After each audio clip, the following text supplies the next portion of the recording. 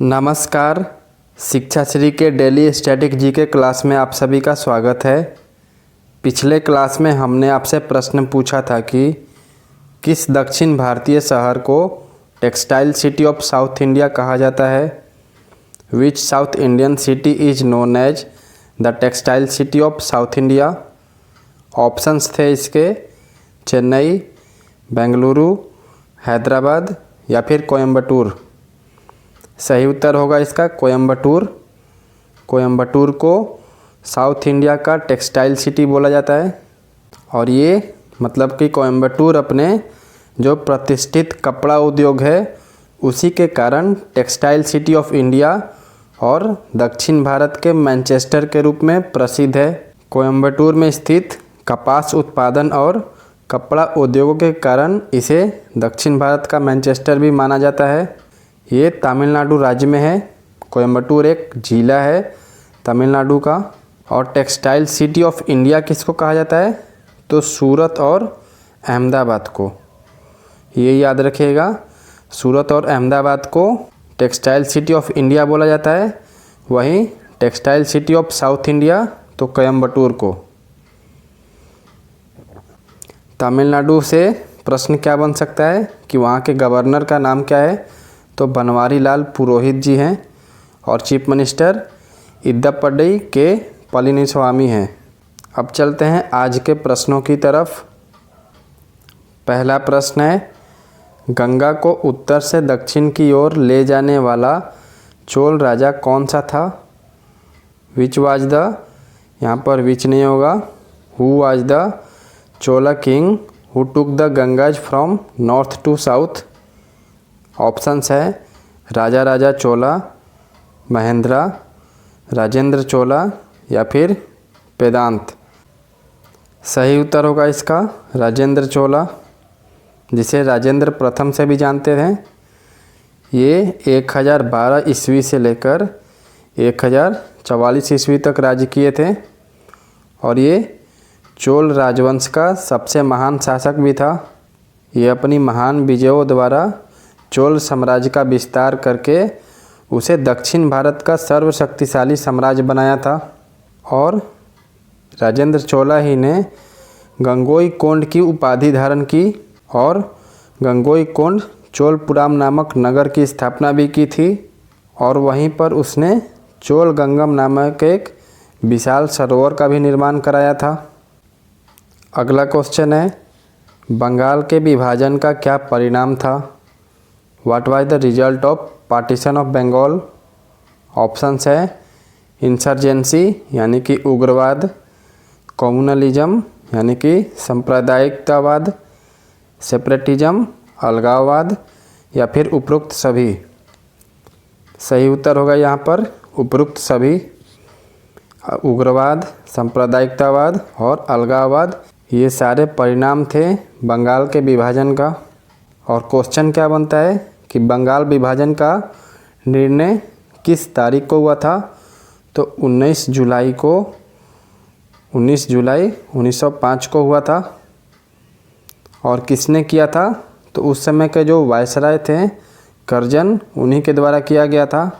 और लागू कब से हुआ था यह पार्टीशन विभाजन जो लागू कब से हुआ था तो 16 अक्टूबर 1905 से ये लागू कर दिया गया था। और क्यों बंगाल का विभाजन किया गया था तो मुस्लिम बहुल प्रांत का सृजन करने के उद्देश्य से ही बंगाल को दो भागों में बांटा गया था। हिस्ट्री में आपको कहीं कहीं पर इसे बंग भंग के नाम से भी जानते हैं। अगला क्वेश्चन है, अलाई दरवाज़ा कहाँ स्थित है। वेयर इज़ द अलाई दरवाज़ा लोकेटेड। ऑप्शंस है कुतुब मीनार, फतेहपुर सिकरी, दौलताबाद का किला या फिर आगरा। सही उत्तर होगा इसका कुतुब मीनार जो कि दिल्ली में है। अलाई दरवाज़ा कुतुब परिसर महरौली जो कि दिल्ली में साउथ दिल्ली में है, महरौली वहाँ पर है।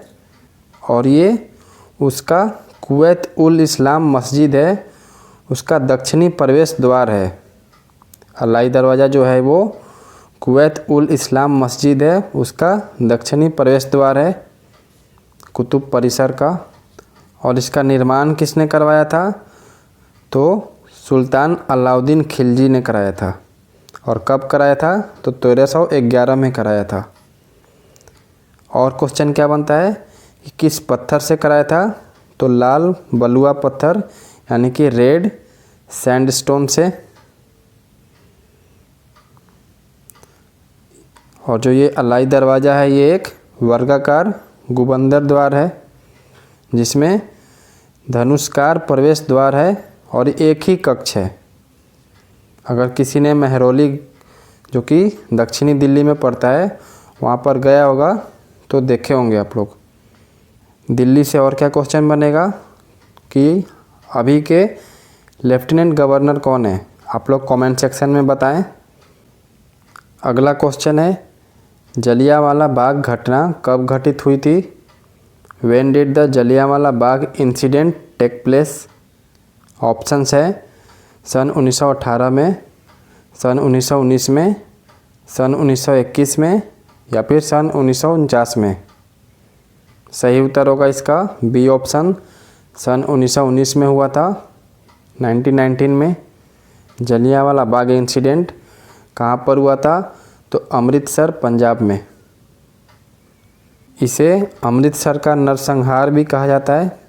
13 अप्रैल की ये घटना जिसमें ब्रिटिश सैनिकों ने पंजाब क्षेत्र में अमृतसर में जो जलियांवाला बाग नामक जगह था, खुली जगह, उसमें बहुत बड़ी संख्या में जो भीड़ इकट्ठा हुई थी प्रदर्शन करने के लिए, उन पर गोलीबारी कर दी थी जिसमें सैकड़ों लोग मारे गए थे और कितने घायल हुए थे।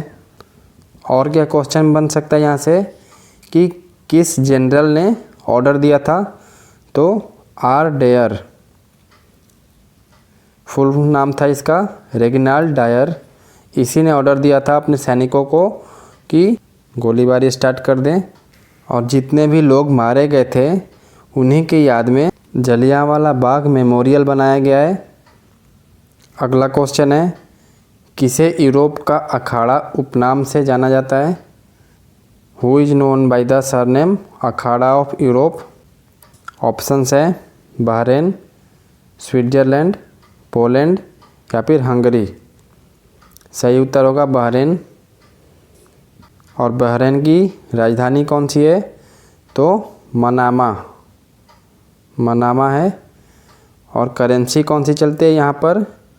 बहरेनियन दिनार, बहरेनी दिनार ये करेंसी है।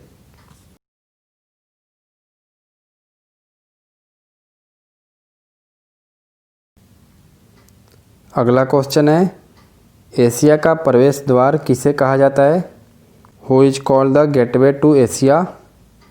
ऑप्शंस हैं जापान, ताइवान, तुर्की या फिर सऊदी अरेबिया।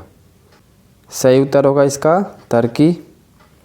तुर्की को एशिया का प्रवेश द्वार कहा जाता है। और तुर्की का कैपिटल कौन सा है? तो अंकारा है। और यहाँ की करेंसी क्या है? तुर्किश लीरा, तुर्किश लीरा ये करेंसी है। और यहाँ के प्रेसिडेंट का नाम पूछ लेता है क्योंकि ये न्यूज़ में बने रहते हैं। तो क्या नाम है? रिसेप तैयप एर्दोगान, रिसेप तैयपी एर्दोगान ये प्रेसिडेंट है। अगला क्वेश्चन है चिपको आंदोलन किससे संबंधित है? With whom is the Chipko movement related? Options है वन्य जीव संरक्षण, वन संरक्षण, वैज्ञानिक कृषि यानी कि साइंटिफिक एग्रीकल्चर या फिर वनोन्मूलन डिफॉरेस्टेशन। सही उत्तर होगा इसका वन संरक्षण, फॉरेस्ट कंजर्वेशन। चिपको आंदोलन वन संरक्षण से संबंधित है और यह एक पर्यावरण रक्षा का आंदोलन था। बेसिकली चिपको आंदोलन एक आंदोलन था जो कि पर्यावरण को रक्षा करने के लिए स्टार्ट किया गया था। कहाँ पर? तो उत्तराखंड में। पहले उत्तर प्रदेश में था ये। नवंबर 2000 में जब तक उत्तराखंड अलग नहीं हुआ था, अलग राज्य नहीं बना था, तब ये उत्तर प्रदेश का भाग हुआ करता था। तो उस समय चिपको आंदोलन उत्तर प्रदेश में हुआ था। किसने किया था? तो किसानों ने जो वृक्ष की कटाई हो रही थी उसी के विरोध में चिपको आंदोलन स्टार्ट किया था। और किस ज़िले में किया था? तो चमोली, जो कि अभी उत्तराखंड का एक ज़िला है चमोली, वहाँ पर। कब किया था? तो 1970 में। और एक दशक के अंदर में ही ये पूरे उत्तराखंड में ये आंदोलन फैल गया था और फिर इसके बाद ये जन आंदोलन के रूप ले लिया था। उत्तराखंड से और क्या क्वेश्चन आएगा कि गवर्नर कौन है वहाँ के? तो बेबी रानी मौर्य जी हैं और चीफ मिनिस्टर त्रिवेंद्र सिंह रावत जी हैं। राजधानी आप सभी को पता ही होगा, देहरादून है। अगला क्वेश्चन है, नागार्जुन सागर प्रोजेक्ट किस नदी पर स्थित है? Nagarjuna Sagar project is situated on which river? Options है कृष्णा, गोदावरी, कावेरी या फिर तापी। सही उत्तर होगा कृष्णा। नागार्जुन सागर प्रोजेक्ट कृष्णा नदी पर स्थित है। और ये कृष्णा नदी निकलती कहाँ से है? तो पश्चिमी घाट यानी कि वेस्टर्न घाट के जो पर्वत है महाबलेश्वर, वहीं से निकलती है। और इसकी लंबाई कितनी है? ये सारे क्वेश्चंस पूछे जाते हैं। तो इसकी लंबाई है 1288 किलोमीटर की। और किस किस राज्य से गुजरती है? तो महाराष्ट्र, कर्नाटक, तेलंगाना और आंध्र प्रदेश में ये बहते बहते जाकर बंगाल की खाड़ी में गिर जाती है। और क्या क्वेश्चन आएगा यहाँ से कि इनकी उपनदियों का नाम बताएं। ट्रिब्यूटरीज के नाम बताने के लिए पूछता है। तो कौन कौन सी है? कुडाली, वेना, कोयना, ये बहुत ही इम्पोर्टेंट है, कोयना, पंचगंगा, दूधगंगा, तुंगभद्रा, घाटप्रभा, मालप्रभा, मूसी और भीमा। हैदराबाद मूसी नदी के किनारे है। तो ये सारे इसके उपनदियों के नाम हैं जो कि आपको याद रखना होगा। अगला क्वेश्चन है, संविधान में मौलिक कर्तव्य किस संशोधन द्वारा जोड़े गए हैं? By which amendment are the fundamental duties added to the constitution? Options हैं संशोधन 40, संशोधन 42, संशोधन 44 या फिर संशोधन 45। सही उत्तर होगा इसका संशोधन 42। संशोधन 42 के द्वारा संविधान में मौलिक कर्तव्य को जोड़ा गया था। और ये जो मौलिक कर्तव्य है ये स्वर्ण सिंह समिति, बहुत ही इम्पोर्टेंट है।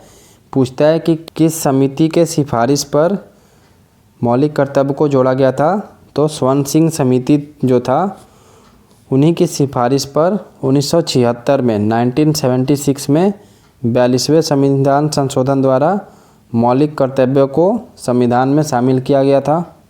और क्या क्या था? तो कुछ का नाम बता रहे हैं, जैसे संविधान का पालन करें और उसके आदर्शों, संस्थाओं, राष्ट्रध्वज और राष्ट्रीय गान का आदर करें, भारत की संप्रभुता, एकता और अखंडता की रक्षा करें तथा उसे अक्षुण्ण रखें। ये सारे कुछ फंडामेंटल ड्यूटीज़ हैं जिसको हम आपको पॉलिटी के क्लास में पूरे डिटेल में पढ़ाएंगे। तो आप लोग बस बने रहें। ये बस याद रखिएगा कि स्वर्ण सिंह समिति के सिफारिश पर 1976 में इसको जोड़ा गया था, 42वां संशोधन था। अब बढ़ते हैं आज के अंतिम प्रश्न की तरफ। अंतिम प्रश्न है और उसके बाद आपको अभ्यास प्रश्न मिलेगा रोज़ाना की तरह, जो कि आपको कमेंट सेक्शन में बताना होता है। अंतिम प्रश्न है, प्रथम पंचवर्षीय योजना का मुख्य बल किस क्षेत्र पर था? बहुत ही इम्पोर्टेंट क्वेश्चन है ये भी। Which area was the main force of first 5 year plan? यहाँ पर फोर्स हो गया है, टाइपिंग मिस्टेक है, फोकस होगा। ऑप्शंस है कृषि, उद्योग, पर्यटन या फिर गरीबी हटाओ। सही उत्तर होगा इसका कृषि। प्रथम पंचवर्षीय योजना का मुख्य बल कृषि के क्षेत्र पर था और ये जवाहरलाल नेहरू के नेतृत्व में 1951 से 1956 तक जो पहला पंचवर्षीय योजना था ये चला था। और किस मॉडल पर आधारित था, ये बहुत ही इम्पोर्टेंट है। ये क्वेश्चन कितने बार पूछे जा चुका है, तो हैरोल्ड डोमर मॉडल। और जो पहला पंचवर्षीय योजना था ये सफल रहा था। कैसे? क्योंकि 3.6% की वृद्धि हुई थी, जो कि लक्ष्य था कितना, 2.1% कृषि में बढ़ोतरी, लेकिन लक्ष्य हम लोग कितना हासिल किए थे, 3.6% का। तो हम लोग पहला पंचवर्षीय योजना में सफल रहे थे। और इसी योजना के अंत में, मतलब पहली पंचवर्षीय योजना के अंत में हमारे देश में 5 IIT की स्थापना की गई थी। इसको भी अलग से एक पॉलिटी के क्लास में पूरे पंचवर्षीय योजना को हम कवर करेंगे। आप लोग बस बने रहें। अब चलते हैं आज के अभ्यास प्रश्न की तरफ। प्रश्न है, निम्नलिखित में से कौन सा संगठन सबसे पुराना है? Which of the following organisations is the oldest? Options हैं IMF, WHO, ILO या फिर FAO। आप इसका उत्तर हमें कमेंट सेक्शन में दीजिएगा। इसका उत्तर हम आपको अगले क्लास में कवर करेंगे। और इस क्लास के PDF के लिए आपको टेलीग्राम चैनल से जुड़ना है, जिसका लिंक डिस्क्रिप्शन बॉक्स में अवेलेबल है। इस क्लास के साथ साथ आप अन्य क्लास को भी ज़रूर देखा करें। इंग्लिश का क्लास कराई जाती है क्विज डेली बेसिस पर, जो कि आपके एग्ज़ाम्स के पॉइंट ऑफ व्यू से बहुत ही इम्पोर्टेंट है। आपको उसमें अपना स्कोर बताना होता है कि आपकी कितनी सही हुई कमेंट सेक्शन में। तो आप लोग सारे क्लास को ज़रूर से ज़रूर देखा करें और ज़्यादा से ज़्यादा शेयर करें। मिलते हैं अगले क्लास में, तब तक के लिए धन्यवाद। जय हिंद, जय भारत।